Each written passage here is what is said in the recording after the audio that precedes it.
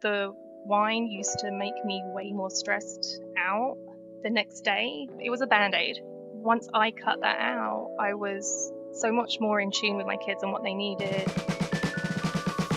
Yo, I'm Bryce the Third. And I'm Liz McKean. And you are now tuned in to the Rise, Recover, Live podcast. Here we dive into all the recovery stories from around the world. And we talk about all pathways because there's no one right way to recover. If you've been with us for a while, you know how powerful stories are. So get ready for your community to get just a little bigger today. We are so glad that you're here. Let's get into the show. Welcome to the Rise, Recover, Live podcast. We are your host, Bryce the Third. Liz McKean. And you can hear Liz McKean talking through her teeth, her clenched teeth, because she wants to jump me, because not only have I been eating breakfast sandwiches while our guest sits here and waits, but we're also working to navigate the new season intro and how we're going to introduce ourselves. But you know us. We're going to let you behind the curtain, and we do like anybody else in the world would do. We figure it out. Isn't that right, Liz? It's right. That's right. We figure it out. How's your energy? Vibrating right off this chair with joy and excitement for this conversation. I love the reframe. Be here with you, my dear friend, who I love. I love the reframe. That's beautiful. Mm-hmm. Yeah. Yeah. So I'm not going to waste any more time for this guest. Please, Liz, will you introduce who we have with us today? Yes. Today we have the wonderful and patient Sacha Finnis, who we got to know because she is a volunteer with the Phoenix. And I already know that I'm going to just love this person because she has been so lovely and accommodating. And also she's a yogi, and I like that a lot. So Sacha, we're so glad you're here. Thank you for being here. How are you today? I'm so glad to be here too. Good. So I've been enjoying the intros. Even through gritted teeth. I mean, that's one of the beautiful things about this show is it's a very human show with two humans running it. And I think like once the guests pop on and kind of see the energy that's going on before they even get to the room, and like the chemistry between Liz and I, it's like, okay, I see what type of room this is. But sometimes, like, you know, it still takes people quite a bit of time to warm up. But like the way you have laughed through the ordeal this afternoon lets me know that you're not one of those people. You immediately get it, and we're here to go. I am definitely good at rolling with the punches, I guess. So where did that come from? Like where did that, because not everybody has that ability to be able to like acquiesce and like roll with the punches. Like have you always had that? Or I think I grew up moving around a lot, and so I had to adapt a lot. So I think just moving around a lot and moving from the UK to the States as well, having to find my feet once I got here, and it's the same language, but it's totally different. So different. Yeah. So yeah, just being able to kind of just be. Yeah. So how did you like what so many questions. What brought you here from the UK? So my dad he's been here a long time, and then my mom is still in the UK, and so growing up we traveled around a lot, and then I was in Asia for about 6 months, and then it was, do I go back to the UK, do I go back to the US? And so I decided to come for a 2-week vacation and stay with my dad, and I've been here ever since. That was 18 years ago. Okay, that's awesome. 2-week vacation turned into all those years. An entire life. That's super crazy. Cool. And so for you, like change is one of those things that like you've obviously grown a muscle to be able to show up for. Yes, yeah. And I feel like if I stay somewhere too long, then I get antsy, and I'm like, okay, what's next? I need to add more. I need to do more things. And I think that's why I started volunteering in the Phoenix, was because I wanted to do more and in the community. And so that's kind of what led me into that. Yeah. Okay. So how did you find the Phoenix? The Phoenix? How did I find the Phoenix? I'd always, when I did my yoga teacher training, I always wanted to do something to do with yoga in recovery. And then I was at a cacao ceremony, and one of the girl that was hosting the cacao ceremony was in recovery, and she volunteered for the Phoenix. And so that's how I kind of applied and started volunteering. And it actually turned out that the girl who did the cacao is like one of my close friends now. So, and I've made so many friends through the Phoenix. It's been amazing. So That's dope. That's dope. Nice. What led you to like the recovery community? AA didn't fit in with me, and I just had some trouble trying to get to meetings and things. And then when I discovered the Phoenix, and there were so many options, and it wasn't meetings, it was actually doing things and meeting people, and it was fun, and I didn't leave crying every time. Yeah. So, and there's so many options, and even not just in my area, but I can go on vacation somewhere else, and I know that I can just go on the app and there'll be something there. So Okay. Yes, I'm sometimes I don't know. I think that's something I got to look in the mirror and kind of like have a conversation with, because I try to like have nuance around asking somebody, do they consider themselves to be a person in recovery? Because I never want to be like the because I don't know your story. So yeah, like, I never want to be the recovery police. Like, are you a person in recovery? So I'm asking these questions like, how did you find the Phoenix, which yeah, is an organization that's affiliated with substance use disorder? How did you find the recovery community? Just seeing if you'll say, oh, I'm a person in recovery, but we've gotten to the point where I can be a little blunt. So you do consider yeah. yourself a person in recovery? Yes. So my 4-year anniversary will be this coming Halloween. Nice. Um, Spooky yeah. stuff. So it was, I think 2020 was when it really hit hard, and being confined, and I mean, it's 5 o'clock.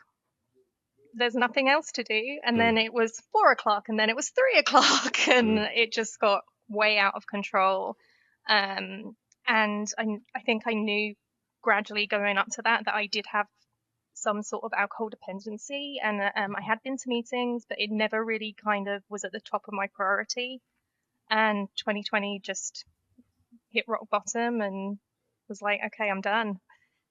Stopped New Year's Eve, not New Year's Eve, Halloween. And then just even the thought of it, like, I don't think I could even, just, I think it would, honestly, if I had a glass of wine now, it would probably turn my stomach. Yeah.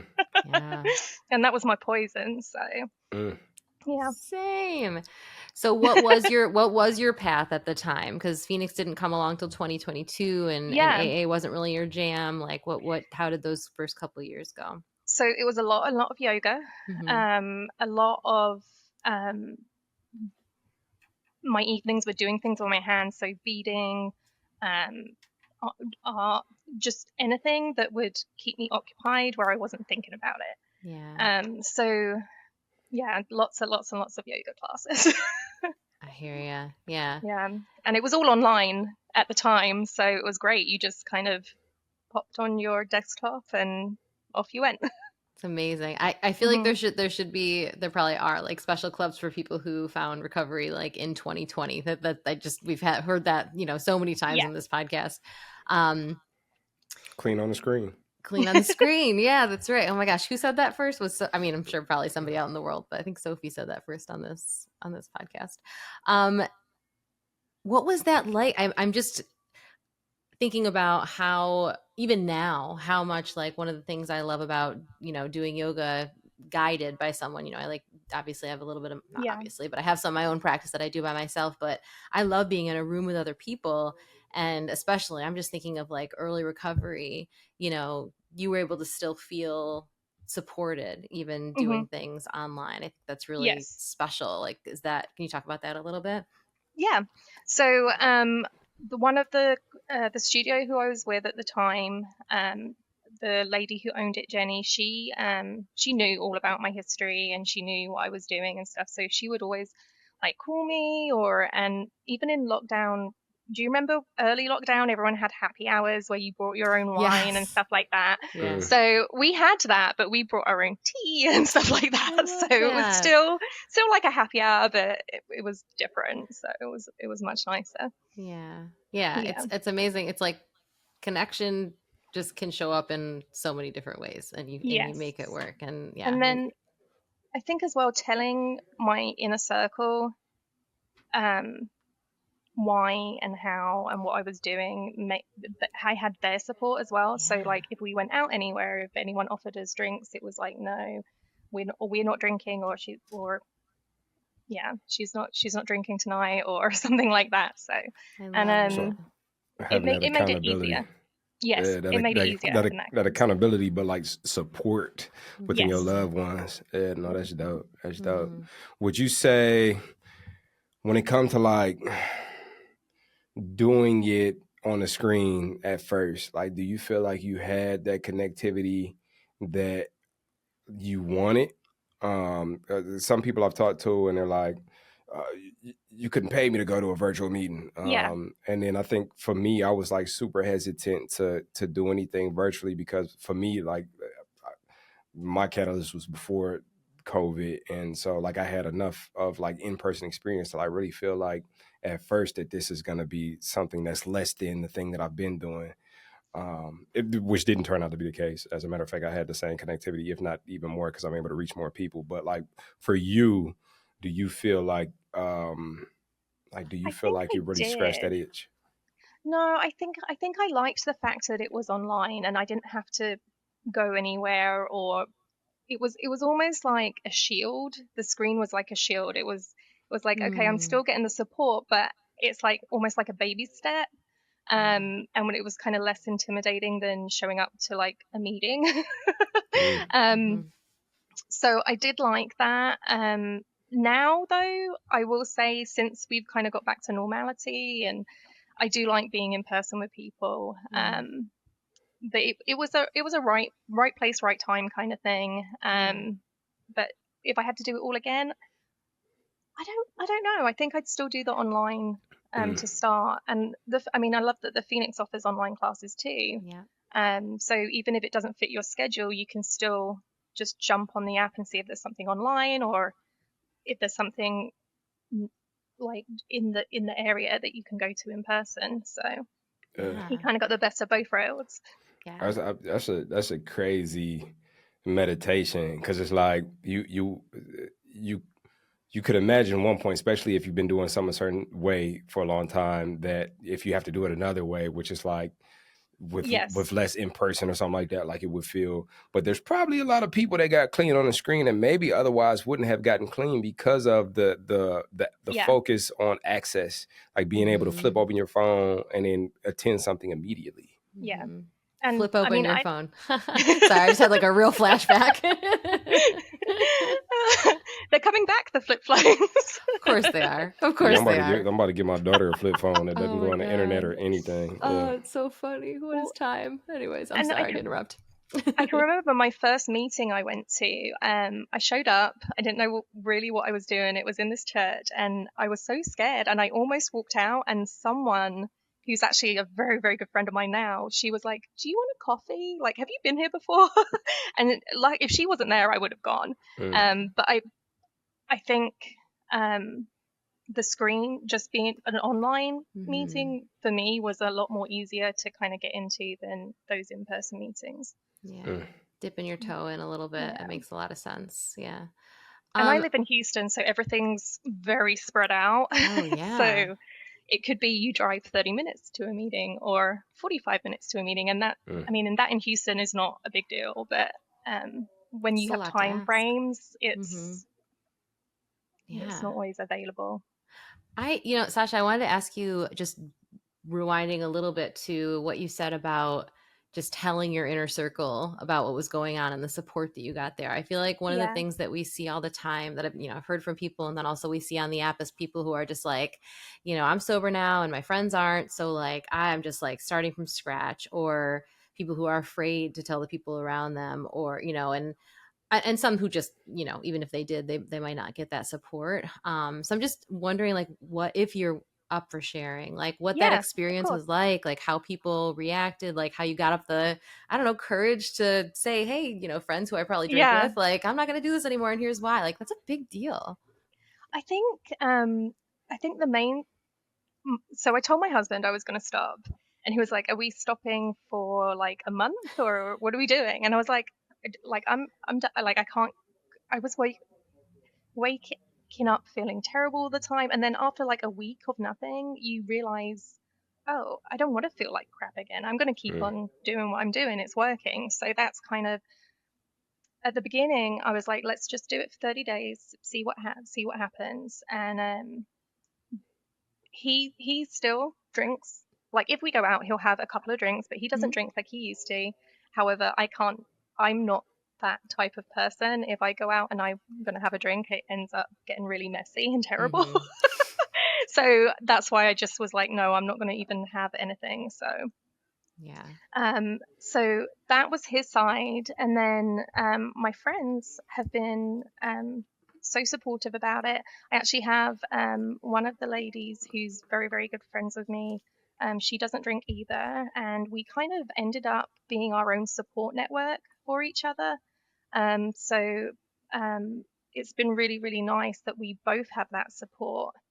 And I think without that, they might have relapsed Mm. occasionally. Yeah. Like if when you go out and it's in front of you and there's people, and the fact that you have those people with you and that accountability is is really great. I haven't Yeah. honestly had anyone tell me. No one's really taken it negative. Um, and even like working when we have happy hours and things like that, I've never been made to feel excluded or what's wrong with you? Why aren't you drinking? Like no one's ever done that to me, which I think has, and I've heard other people tell me like how they've lost all their friends and how they've been in situations where they've had to explain themselves and got Mm-hmm. strange questions, and I've never had that, and It's I've just been awesome. very, very grateful. I'm very, very lucky. Yeah, well, lucky and aligned, and Yeah, even to the friends who like have shared that I lost all my friends, and it's like, dog, yeah, if all my friends are gone because I tell them I'm done drinking, maybe they wasn't like the friends the that I best should have had friends. around me in the Yeah. first place. So Yes. So like true. Yeah. I'm a real believer in the energy, and like the energy will not only attract what needs to be around you, but it will repel what no longer needs to Yes. be around you, especially when Mm-hmm. we're navigating a new season, and we're evolving in a way that's right for us. And so, I mean, if friends go, like I've learned to like have an open hand to let them go, as well as to have an open hand to let new friends come in, because that inevitably will be the case. And especially sounds to me like you didn't really waste too much time to like still be out and about. I know some people like enter into like a new season or a new phase with their relationship with drugs and alcohol, and then they kind of like chill for half a year to a year Yeah. with any type of social event. But it sounded to me like you like immediately kind of like did Yeah. back out there in the social like I world. think I think the weirdest, I think my first kind of experience out was a wedding, and I was like, this is going to be really strange, and it wasn't at all. And I think it was different though because I didn't know anyone either, so Uh, it wasn't like I had a group of people that were like, why aren't you drinking? But yeah, it was good, it was interesting. And then I was like, you know what, if I can go to a wedding and be completely sober, I can do anything, right? super deep. I think somebody brought up to us maybe like within the past few months about like weddings. Like weddings is one of them ones, man. I've only been to like one non-sober wedding, and I'm like, whoa, like open bar, and like people get, it's like, this is crazy. Like, yeah. So no, kudos Yeah. to you. After going to that, yeah, you probably was set for life. Like, yeah, I ain't gotta worry Exactly. about nothing. Well, it's like checking those things off your list. I feel like, we all have those things where we're like, well, I can't be sober because I have this, I have vacation, I have a wedding, I Yep. have da da da da New Year's, it's a holiday. And it's just like, and then as you start doing them sober and realizing, like you said, that like this is fine, and actually I'm having a better time, and I Yeah. actually still get to wake up the next morning and remember it, Yes. and know where my shoes are, my wallet is just a huge, yeah, it's just one win after another, and you start realizing that it's not worth it to go back. It's Yeah, and I incredible. want to like zoom in too on the steps you took to like prepare yourself. So your network, your community, Yeah. your Yeah. friendship, your accountability. So like anybody listening, it's like, oh, that's all I gotta do. I just gotta go to the wedding and just get it over with. And like Yep. you might have a hard time if you don't have an escape route, you don't have a friend you can call, you don't have those phone Yeah. numbers, you don't have your resources. Yeah. You really need to have like a close-knit circle of people who can really kind of keep you accountable, or be that person at the end of the phone when you. I mean, the amount of times I've rung my friend Jen and been like, all I need is a shot of tequila right now, and she's like, okay, come over to my house, we're going to do shots of vinegar. What a word, Sam. After your third shot, you're gonna be like, okay, I'm cut Third? off. Oh my god. That just like makes my throat hurt just thinking about it. Oh my god. The apple cider vinegar. Yeah, It's good for you, Oof. apparently. it's good for you, but too many of them, because Yeah. I like to overdo it. I don't know what made me do 3 shots in one night, but I was like, all right, I gotta Oh, your chill. poor esophagus. My goodness. Well, speaking of, people, supportive people, and bringing people together. I mean, clearly you're a connector, and you meet like you talked about the friend. I think Yeah. everything you've talked about, you've been like, and this person who's now one of my best friends, and I met this person that day who's now one of my best friends. So you are a person who collects people in the best way. Yeah. And you even and a with friend. Sorry, go ahead. well, even with the Phoenix, like we Mhm. have people who I do a Sunday class and a Monday class, and I've made so many friends, and I've managed to connect and help. And me and Jen, my friend Jen, like has managed to help and connect all those people, and they've gone on and done their own things as well, which has been Amazing. great. Is this the person I was going to ask you about because you have an organization that you're starting, Mhm. I know, which is, I mean, just a whole nother cool way to bring people together. Is that with your friend Jen, or is that a whole Yeah, nother? Yeah. so Jen and I have a charity we set up at the end of last year called Sacred Sobriety, and it's kind of like the Phoenix. It's mainly yoga, but we do a lot of things in our community in Katy, which is just outside of Houston. So it's more kind of like on our doorstep, and we've managed to connect lots of people together, and we do retreats. So we've done some yoga retreats and some Reiki retreats, and we do a lot of what we want to do is eventually be able to get money to come in so that we can almost like give people like scholarships or access to so for example, acupuncture was a big thing for me in my recovery, and I still do acupuncture now, or massage, or just kind of connecting those people with what they might need or resources. So That's so cool. yeah. Can you, okay, this is just fully selfish because I want to know for myself. What did acupuncture do for you? Because I feel like I hear it's wonderful. I hear it does nothing. Yeah, And I'm too I afraid to try it think myself. well, for me, one, just that initial conversation with the therapist. I literally walked in the room, she checked my pulse, I had to stick my tongue out. And then within like 10 minutes of her just like kind of feeling my pulse and looking at my tongue, she was like, okay, does any of this? And she like listed off a list of things like, do you have issues with this, and this? And she pretty much like knew everything about me just from that. And I was like, okay, this is very insane. And she was the reason. And so the acupuncture wrist was one of the reasons that kind of kick started my recovery Mhm. was because she was like, you have some liver stuff going on, and so I knew I had to do something for my health, not just my kids who are watching me passed out every evening.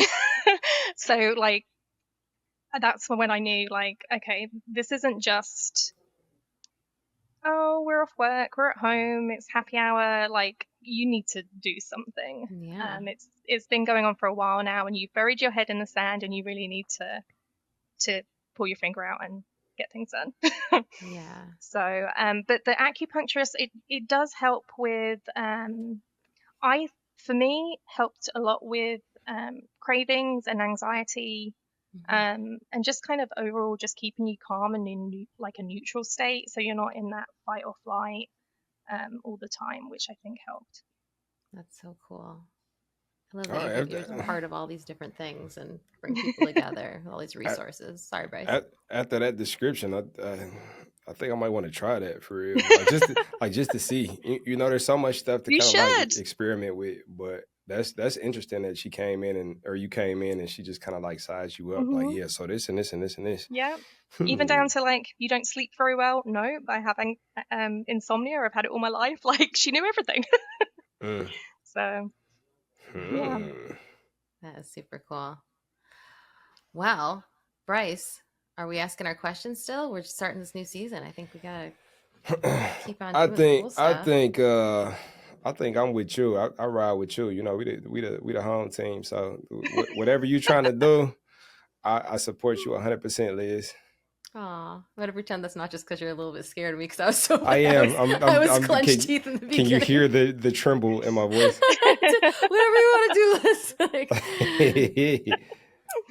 Real quick wow. though, before you ask that, Yeah. how many kids you got, Sasha? Me, I have two daughters, 15 and, well, she'll be 15, and then my youngest one is 13. Goodness And then I gracious. also look after my little sister, who is 12. And then That's I have an older stepdaughter too, who she's old and grown though. She's living her life. She's 24. that's a lot of Mhm. ladies. A lot of That's a girls. lot of ladies. Even the dog is a girl. I got one lady, and I couldn't even imagine three or four of them. G's Mhm. OP. So, like, how has your relationship with your daughters in motherhood improved since you've Oh, made your life so much change? better.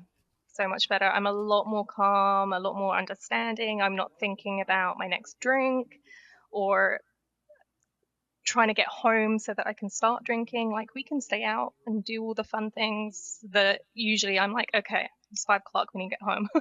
Yeah. So yeah, it's my whole kind of mood has changed as well. I'm a lot less stressed, a lot less anxious. Mm. Um, I so it's think definitely been a good thing. I think Liz spoke on it just a little earlier. Like, it's like people use, I got the wedding, I got this, I got that, Hmm. to be that barrier, that wall to embracing this new life. Yeah, And one of the things, I've heard is like, nah, how I'm going to like show up for these kids. Like, I'm so stressed. Like, there's so much stress that goes along with that. Like, I just don't see me. This is how I unwind and how I alleviate my stress. So, like, what would you say to yeah. somebody who kind of had that mindset? It's kind of strange because it's almost like I mean, Peppa Pig has Mama Pig sitting there with a glass of wine every night at dinner. I don't know if anyone's noticed that. That's crazy. um, and then you also have like Mum's Club with wine and stuff like that. And it's almost like it's your excuse, isn't it? You Yeah. have kids, you need your wine. Mm-hmm. And I don't know how you change that narrative. But I will say the wine used to make me way more stressed out the next day, Mm. and it didn't actually help. It just kind of exacerbated. It was a band-aid. Mm-hmm. Whereas if you once I cut that out, I was so much more in tune with my kids and what they needed, and I think as well being open with them, and then seeing how much better it is without that, um, has helped them as well. I mean, like I said, my oldest is like 15, and um, she's. I mean, I remember when I was 15, and back in the UK, the drinking age is 18, but everyone starts drinking at like 12, 13, 14, 15. And I think her seeing what I went through and how much I've changed without that has made her like, she's already said like, oh, why are you drinking, Dad? Or like, oh, I'm not touching that. Like, it's quite nice that she doesn't even want to. Yeah. Mm. Um, so yeah, I Hmm. don't know. I don't know No. how. I don't know how I feel about that either because I'm like, well, she might just go out one day and totally get wasted. Yeah, yeah. So, Just to so see. such is parenthood. That's the thing. Like, the best thing we could do is not only Trust plant him, the right? seeds, but also be a reference point. Beyond that, Yeah. like, they can still be Mm-hmm. serial killers, and it's like there's nothing we can Yeah. do. Here's hoping to that not being the case, but I hope Fingers so. crossed. Oh my god. Well, Sasha, Yes, we could ma'am. probably continue talking about the serial killer potential of parenting, but we'll just shift this ship. If you could go back in time and say something, words, doesn't have to be advice, wisdom, whatever words might come up to a previous version of Sasha, what might you say? I would probably say start earlier. Like, you need to do Mm. this earlier.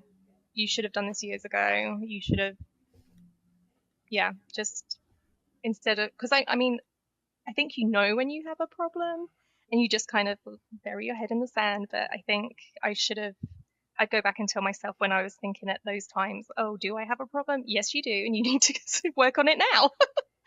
Yeah. So yeah, it's never too late to stop, right? Yeah, definitely. Indeed. I feel like that's the Indeed. way with so many things, so many, big things that feel like they're just such a huge, I mean, not that it's not a huge deal to stop, using a substance that you've been using to cope Yeah, for a long time. But like, I just can't think of a single time in my life when I haven't made a big decision that I was like scared about and just, put off. And then I did it, that I wasn't just like, oh, I did it. I could yeah, have done that before, and it's like, hindsight, of course, you think you could, but if anything, for me, the message there is just like, if you're thinking about doing it now, just do it now. Just, yeah. Yeah. you got today. A lot Have of you read? time. Oh no, go ahead. Sorry. Have you read that book, Eat Your Frog? Yeah, eat Eat the My Frog. frog. Yeah. Yeah. I I don't just know if it's referenced eat that my one. frog, but yeah, Don't eat my frog. Eat your own frog. eat your frog. Don't eat my frog, please. But yes, in But that yeah, in do that the hard spirit. thing, get it out the Yeah. way, and to like ease and close the episode and allow for compassion and understanding. A lot of those things that took like 1 second to do, but took 10 years to do. Like a Yeah. lot of times, that 10-year period is like the evolution of who we are that allows for us to be the person that makes that decision in 1 second.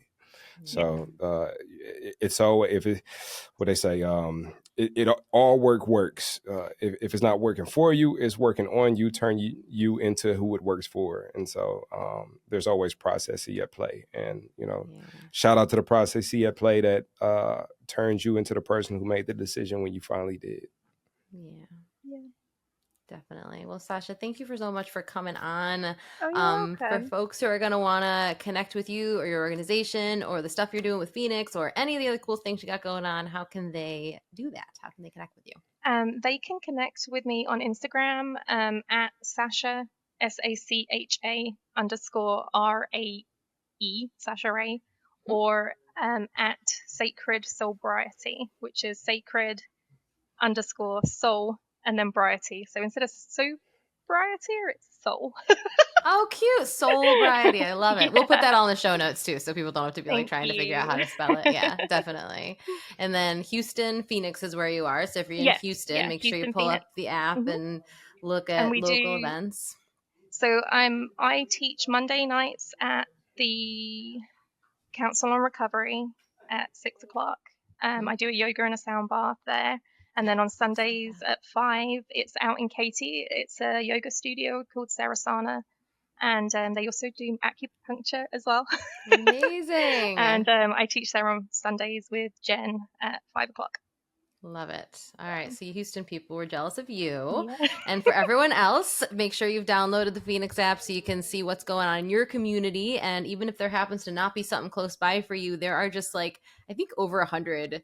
Actually, no, I know. I think over several hundred things happening every week online, virtually. You can do things Yeah. that are pre-recorded, or there are just a ton of things that you can do live via, Zoom and other platforms. So lots of ways to connect with community. You don't have to do this alone. Yep. And speaking of connected with community, when you in there, pop into the Rise Recover Live podcast space and come talk to us. Matter of fact, question of the week is, what is something that you've gravitated towards, like acupuncture, that you found that like really has helped you in your journey? I'm asking you for my own selfish reasons, because I'm just going to take everything that y'all share and just go do it all in one day. So yeah, hop in the podcast space, come holler at us and tell us, what is something that has added to your journey that you've embarked upon that you'd like to share and other people to know about? That's right. All right. Well, thanks for listening. Thanks for being our first interview of season 2, Sacha. You Thank you for rock having star, me. you. It was just our pleasure, our honor. And for everyone listening, we love you. We missed you. And we'll see you next time. Catch you next time on the next episode of the Rise Recover Live podcast.